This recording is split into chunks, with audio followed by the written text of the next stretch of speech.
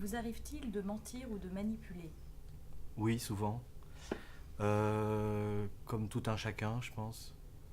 Je veux dire, je ne sais pas qui peut prétendre ne jamais mentir. Après, j'essaye, pour ma bonne santé mentale et par respect pour l'humanité, j'essaye de mentir le moins possible. J'y arrive pas trop mal. Voilà, j'essaye de limiter le mensonge. Et la manipulation, ouais, je pense qu'elle est innée à l'être humain. Enfin, il y a toujours une part de manipulation dans. Puisque là maintenant, je manipule le verbe, je vous manipule un peu, je manipule mes propos et je manipule les gens qui nous regardent. Mais bon, après, la manipulation n'est pas forcément quelque chose de négatif. On peut manipuler pour se faire comprendre, pour se faire entendre, pour inculquer quelque chose. Je sais pas, les profs, par exemple, manipulent souvent. Pour, donc oui, quelque part, oui, je mens et je manipule. Pensez-vous que la cruauté soit pire si elle vient d'une mère? C'est une belle question. Oui, c'est-à-dire c'est très compliqué, elle est perçue différemment, dans l'imaginaire collectif, oui, la mère, forcément, elle est pas pire, elle est peut-être plus outrancière, plus choquante. Alors, il n'y a pas de jugement moral dans ce que je dis, mais elle peut, je sais pas, c'est plus. Je dirais oui. Et vous, êtes-vous capable de cruauté? Oui, comme tout un chacun. Enfin, je ne veux pas me dédouaner, je ne veux pas me cacher derrière l'humanité, mais enfin, comme tout un chacun, oui, on est tous potentiellement cruels, méchants, criminels, racistes. Je pense qu'on peut, oui, potentiellement, oui. Après, je ne pense pas être cruel souvent, je ne crois pas, j'espère. Pensez-vous que les élections puissent déboucher sur des jours radieux? Oui. Alors, enfin, les élections. Oui, je pense que le processus, oui, démocratique et les élections, oui, peuvent nous apporter des jours meilleurs et vivre mieux. On vit déjà pas si mal, ceci dit. Hein. On est dans un équilibre là qui est pas trop mal finalement. Maintenant, oui. Alors avec les composantes actuelles, c'est compliqué de se projeter, de se dire tiens oui, on va aller tous aux urnes et on va réenchanter le monde. Ça me paraît un peu compliqué. Mais en soi, oui, dans l'absolu, oui, le processus démocratique, les élections doivent aboutir à des jours radieux ou des jours plus radieux. Parce qu'ils sont finalement pas si mal que ça. Même si on nous bassine tous les jours que le monde va très mal. Enfin, on vit quand même beaucoup mieux qu'il y a 100 ans. Un peu partout sur la planète. Donc je sais pas. Oui, j'espère que les urnes peuvent encore nous permettre de réenchanter le monde. Ouais. Votre parcours vous a-t-il éloigné de vos origines sociales ou de votre famille?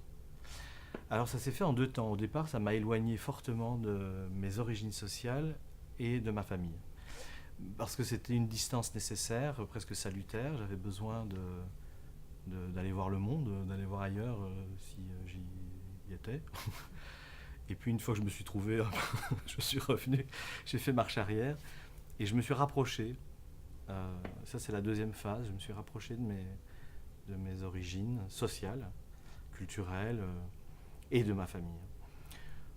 Je ne sais pas si c'est un processus qui existe, enfin qui est un peu, je ne vais pas dire naturel, chez la plupart des gens. Il y a toujours un moment où il faut quitter le nid, quitter la famille, quitter nos attaches pour se trouver, pour mieux se comprendre, pour aussi décortiquer aussi ce qui nous a construit, pour le comprendre. Enfin. Et puis il y a toujours un moment, il me semble, dans les gens que je connais, souvent c'est ce que j'entends, il y a toujours ce moment, alors peut-être avec l'âge aussi, on se réconcilie avec ce qui nous a peut-être, ce qui a pu constituer un conflit, des conflits. Donc oui, moi en tout cas personnellement, oui, je viens d'un milieu populaire, comme on dirait, ouvrier. Et il a fallu que je me détache pour mieux comprendre d'où je venais. Maintenant, j'ai compris. Je sais ce qui me constitue. Je sais aussi ce que j'ai dû abandonner. J'ai dû abandonner des choses de mon milieu, enfin des choses, même certaines valeurs, ou certains automatismes, ou certaines névroses, pour construire qui je suis aujourd'hui.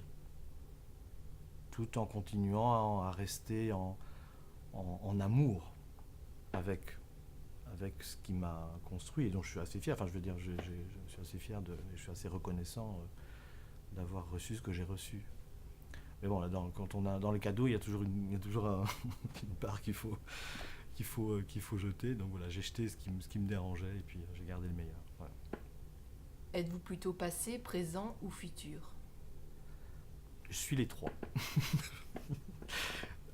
Oui, c'est-à-dire que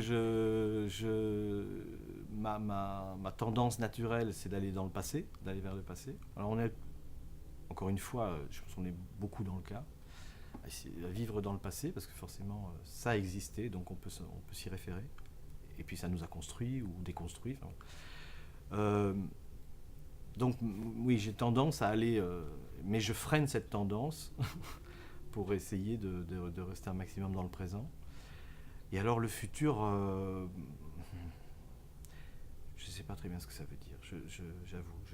Pour moi, c'est une abstraction, le futur. C'est-à-dire que c'est pas la rhétorique, mais pour moi, c'est le présent en mouvement. Enfin, il y a quelque chose... je peux me projeter, je peux faire des projets, etc. et tout, mais le futur reste totalement abstrait, nébuleux. Donc pour moi, oui, j'ai tendance à freiner le mouvement arrière, vers l'arrière, vers le passé, pour m'inscrire dans le présent. Et c'est tellement meilleur, c'est tellement bon, enfin, d'être dans le présent. Ce qui ne veut pas dire que je me coupe du passé. J'essaye toujours d'être un peu sur les deux, comme ça, à cheval. Je sais pas, oui, donc... parce que le présent déconnecté du passé, d'ailleurs la pièce en parle, dès qu'on se déconnecte du passé, de l'histoire, de ce qui nous a construit, enfin voilà, on risque de s'isoler, on risque d'être en errance, sans attache, sans point de repère, sans balise, voilà. Donc c'est dangereux aussi de ne vivre que dans le présent, ou dans l'instant présent. On est un peu d'ailleurs dans une société qui prône ça. On est dans la dictature de l'instant, quelque part. On est dans la consommation, c'est l'apologie de l'instant, du plaisir immédiat, enfin la consommation maladive, j'entends. Pas la consommation de biens nécessaires, et même par plaisir. C'est bien aussi de se faire plaisir, c'est pas la question. Mais quand on n'est plus que là-dedans, quand on n'est plus qu'un consommateur, on est victime d'une certaine dictature de l'instant. La connaissance est-elle source de pouvoir? Oui, elle peut l'être, oui.